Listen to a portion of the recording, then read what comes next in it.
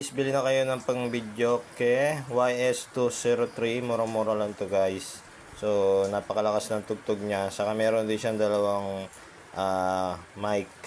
So ayan siya guys, so meron siyang dalawang mic, so Bluetooth speaker to guys. So napakalakas din ng tugtog nito, saka napaka linaw din ng boses. So meron siyang dalawang mic.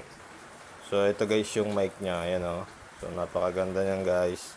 So bago nyo siya i-connect sa cellphone, i-ano nyo siya guys. Bubuksan nyo muna tong speaker. Tapos pag nabuksan nyo na, saka nyo bubuksan yung itong Bluetooth speaker natin para kumonekta siya. So pagka na-connecta nyo na, saka nyo bubuksan yung mic para kumonek siya ng maayos. So napakaganda ng Bluetooth speaker nito. So ilalagay ko na lang dito sa video yung link.